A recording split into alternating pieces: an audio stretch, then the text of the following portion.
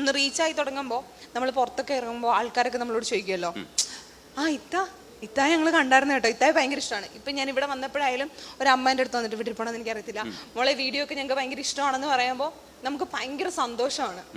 Means അവർ നമ്മൾ അത്ര അംഗീകരിക്കുന്നതുകൊണ്ടും സ്നേഹിക്കുന്നതുകൊണ്ടാണല്ലോ അവരത് പറയുന്നത്. അത് നമുക്ക് ഭയങ്കര സന്തോഷം തരും. പൈസയേക്കാൾ മുകളിൽ നമുക്കൊരു സന്തോഷം തരും.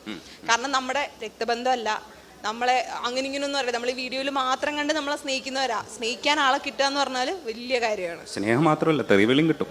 അത് കിട്ടും, അത് ഉറപ്പായും കിട്ടും. അത് നമ്മൾ നല്ലത് ചെയ്താലും ചീത്ത ചെയ്താലും ഓരോരുത്തരെ കണ്ണിൽ കാണുന്നത് പോലാണല്ലോ. പിന്നെ തെറി വിളിക്കണം എന്ന് മാത്രം വിചാരിച്ച് വിളിക്കുന്നവരും ഉണ്ട്. നമുക്കൊന്നും ചെയ്യാൻ പറ്റില്ല അതിന്. ജാസ്മിനും തിരിച്ച് തെറി വിളിക്കാൻ സന്നദ്ധയാണ്, കുഴപ്പമില്ല. ഇല്ല, ഞാനങ്ങനെ മീഡിയയിൽ വന്നിട്ട് അങ്ങനെ തെറി വിളിക്കലൊന്നും ഇല്ല. അല്ലാതെ നമ്മളിപ്പോ കമന്റ് ബോക്സിൽ പോയിട്ട് തെറിയൊന്നും വിളിക്കില്ല അവരെ. ഇല്ല. പക്ഷെ ഞാൻ റിയാക്ട് ചെയ്യാറുണ്ട്. എനിക്ക് അത്രയും സഹിക്കാൻ പറ്റത്തില്ലെങ്കിൽ തെറി വിളിക്കലും നല്ല രീതിയിൽ ഞാൻ റിയാക്ട് ചെയ്യാറുണ്ട്. എനിക്ക് റിയാക്ട് ചെയ്യാൻ തോന്നുന്ന കാര്യങ്ങൾ തെറിയൊക്കെ അറിയാം, ഞാൻ കേട്ടിട്ടുണ്ട്. തെറിയൊക്കെ അറിയാം എന്നുള്ളത് കൃത്യമായി പറയാൻ ഒരു ആംഗിൾ ഉണ്ട്. അറിയാത്ത ആരാ ഉള്ളേ? എല്ലാവർക്കും അറിയാം. പിന്നെ എല്ലാവരും അത് പറയുന്നില്ല, ഞാനത് പറയുന്നു എന്ന് മാത്രം. അശ്വതി, ഈ എക്സൈറ്റ്മെന്റ് ഫാക്ടറിൽ ഒരു കാര്യം എന്ന് പറയുന്നത്, നമ്മളിപ്പോൾ ഒരു വീഡിയോ ഇട്ടിട്ട് അതിന്റെ റെസ്പോൺസ് കിട്ടി തുടങ്ങുമ്പോൾ പിന്നെ നമുക്ക് വീഡിയോ ഇട്ട് റെസ്പോൺസ് കിട്ടിയില്ലെങ്കിൽ നമുക്ക് ഉറക്കം വരില്ല.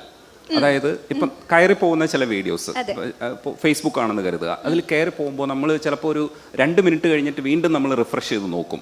അപ്പം അത് ഭയങ്കരമായിട്ട് മാറിയിട്ടുണ്ടാവും. അപ്പോൾ അതൊരു എക്സൈറ്റ്മെന്റ് ഫാക്ടറാണ്. അപ്പോൾ ഇത് അനുഭവിച്ചു കഴിഞ്ഞാൽ നമുക്ക് ഇതിനകത്ത് നിന്ന് പിന്തിരിയാൻ പറ്റില്ല. അപ്പോൾ കണ്ടന്റ് നമ്മൾ വലിച്ചുകൊണ്ട് പോകും. നേരത്തെ അസ്ല പറഞ്ഞത് ശരിക്കും ഇതിനകത്ത് ചില കാര്യങ്ങൾ പറയണമെന്ന് തോന്നിയിട്ട് നമുക്ക് അതിലേക്ക് വന്നു. പക്ഷേ ഇതിപ്പോൾ ഈ പറയാൻ വേണ്ടിയിട്ട്, പറയുമ്പോൾ കിട്ടുന്ന റെസ്പോൺസിന് വേണ്ടിയിട്ട് നമ്മൾ വീഡിയോ ചെയ്യേണ്ടി വരുമോ? അങ്ങനെ ഒരു അവസ്ഥയുണ്ടോ?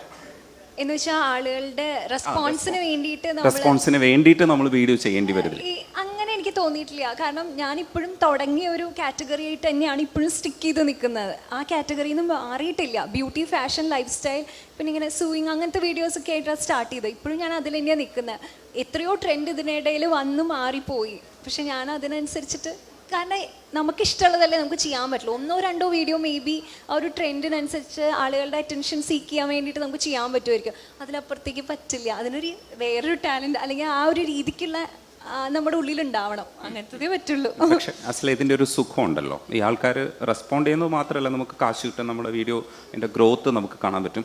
ഈ ഗ്രോത്തിൻ്റെ എക്സൈറ്റ്മെൻറ്റ് ഫാക്ടർ ഉണ്ട്. ഇപ്പോൾ ഈ പറഞ്ഞതുപോലെ, ജാസ്മിൻ പറഞ്ഞതുപോലെ, ആൾക്കാരൊക്കെ നമ്മൾ തിരിച്ചറിയുന്ന ഒരു സുഖമുള്ള കാര്യമാണ്.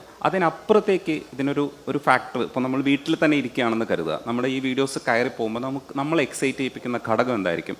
അത് നമ്മൾ പറയുന്ന കാര്യത്തിനുള്ള അക്സെപ്റ്റൻസ് കിട്ടുന്നതാണോ, അതെ അതിന് റീച്ച് കിട്ടുന്നതാണോ? ഏതാണ് നമ്മൾക്ക് പ്രധാനപ്പെട്ടത്? എനിക്ക് ഇപ്പോൾ ജാസ്മിൻ എൻ്റെ ബെസ്റ്റ് ഫ്രണ്ടാണ്. അപ്പോൾ ജാസ്മിൻ അറിയാം, അവൾ ഫോൺ നോക്കാറേ ഇല്ല. വീഡിയോ ഇട്ട് കഴിഞ്ഞാൽ അവിടെ ഇടും.